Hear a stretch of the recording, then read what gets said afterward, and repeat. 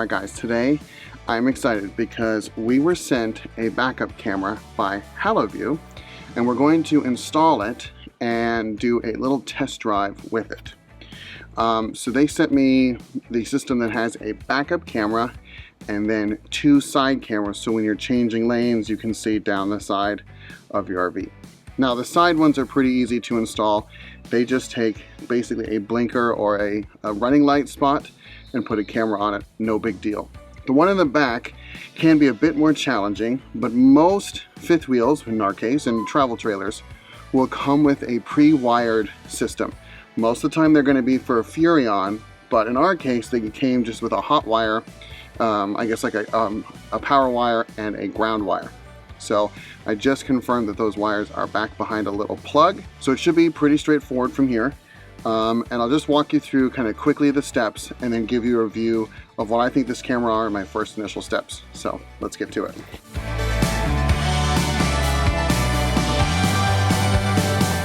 First things I'm going to do is make sure I have all my cables and everything set up so I understand before I get up on the roof and before I start drilling into things exactly where everything's going to go.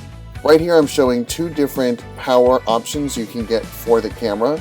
One option is pulling power somewhere up on the roof closer to where the repeater is going to be. This is a great option if you don't actually have power routed all the way to where the camera is in the back. But in my case I'm going to go with the second one where I'm pulling power back where the camera is and then I'm just running the repeater with the extension cable up front. So you do have flexibility there in where you're getting your power source from.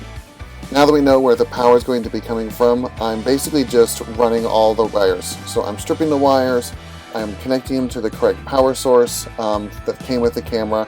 I'm making sure all the cables fit inside the hole that's there, which luckily I can push most of them in. I do have to have 2 cables coming out. So one is going directly to the camera and the other is going to the repeater that's going all up front. I didn't want any of those extra cables kind of hanging out, so I made sure they all fit into that hole. There's only kind of 2 cables coming out. To make sure everything stays watertight, I'm putting silicone directly over all of the screws and the screw holes. I actually did this before I screwed everything all the way in, and that way as the screws went in they were completely covered in silicone, and then I went over again with more silicone just to be case. I didn't want any water leaks up there at the camera source. Alright, at this point I've done the silicone. I'm going to let that dry so that doesn't get all over the camera and the sun visor aspect of it.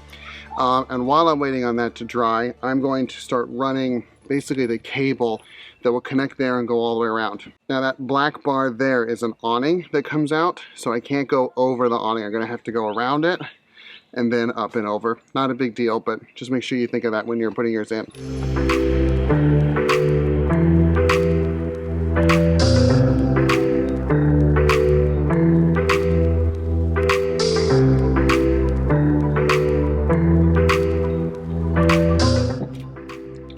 So this then gets the camera antenna, because the camera is wired to this, so the camera doesn't need its own.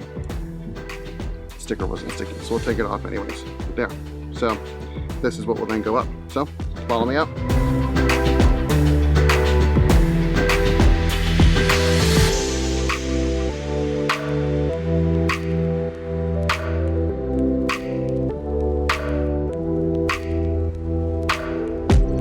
Okay, we've gotten this far.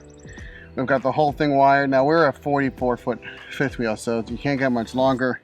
I've seen some in the 30s where they have extra, and I thought I was going to have extra, but we didn't. So it's kind of nice. It keeps a long, nice straight cable. We've basically ended up right over the front bathroom, just behind the front living or like bedroom space, and that's plenty of room to get this repeater all the way up.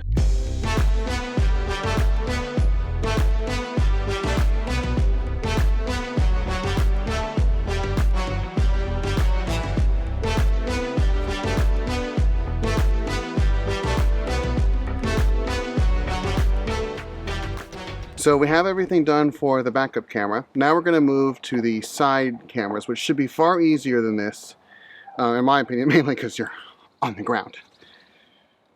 Okay, next steps. All right, now we're going to move to the side cameras. These are pretty easy. They take power from your existing running lights, so they will work when your running lights are on. It's kind of how that all works out. It's pretty easy to take these out. You just pop them out, unscrew the base, clean off the silicone, and then install your camera. It even comes with the kind of the squeeze and wire twist you need to connect everything. So it's pretty simple, but I'll show you kind of in a time lapse how this one goes for me. All right, and you can see here, we'll put this new camera in, and if we want to test it, this still opens. Now this also is not a storage cabinet for me. This is just a hydraulics bay, so I don't even use it that often. So it should be no problem that it doesn't open quite all the way. So.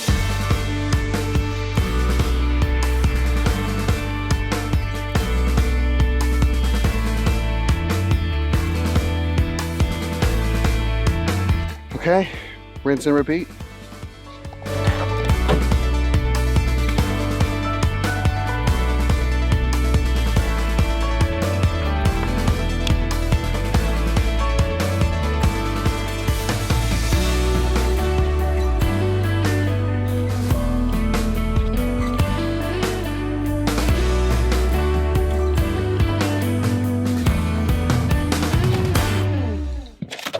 All right, so now we have this in.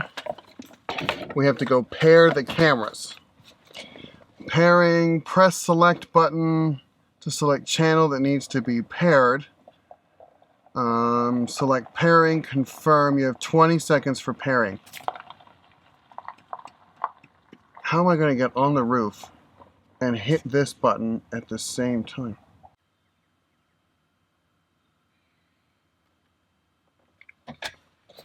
I'm gonna go get a kid.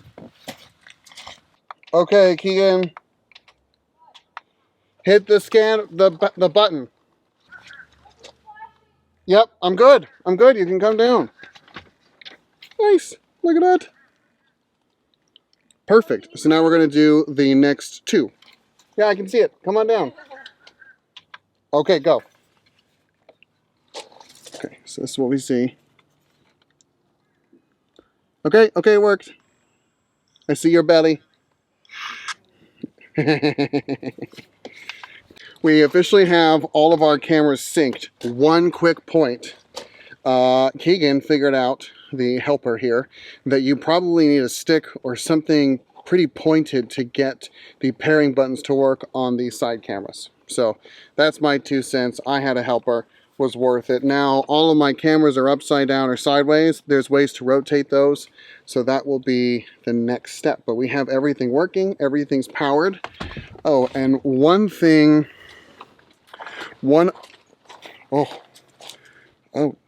no. Now one thing I didn't film that I think you might want to consider on our fifth wheel, I come under here, I have it plugged in to do the power. So you can see the power is running here and up. The yellow is your reverse lights. Now, we don't have any reverse lights on our fifth wheel. So for me, it made sense to run the reverse lights from the truck running lights, and that way my backup camera is always on. That just seemed to make more sense to me in the way I use it. So that way, all 3 cameras will always be on, and I don't lose anything because I don't have any reverse lights. Anyways. Second pro tip after the stick is the backup camera on your trailer is camera 4, not camera 1. Camera 1 would be if you were installing a 4th camera on like your car itself or another auxiliary camera. But 4 is designed to be the back trailer live view, and then 2 and 3 are your side views. That one's more obvious. I don't know. I just don't feel that was clearly made but I also really didn't read it, so maybe it's just fine. Oh, this is it. This is the money shot. All right. We have everything we need from an install standpoint now to take it for a drive.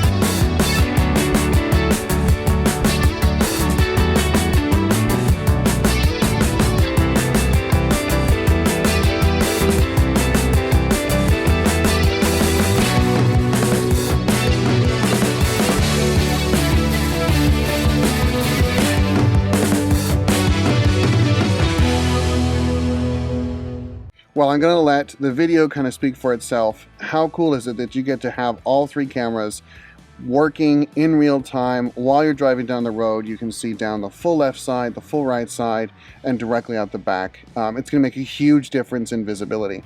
Now, unfortunately, we can't do much more driving as this is being recorded during the whole quarantine COVID-19 thing. But we're going to have a pretty big trip over the summer, hopefully, where this is going to be put to the test, and we're going to put a lot of miles behind us. So definitely stick around to this channel if you want to know more about this camera. It will be featured more and more probably in this channel as we go forward. So there you go, guys. So that's how we installed our HaloView system. If you have any questions, feel free to leave them down below. And we'll see you in the next video. Thanks. Bye.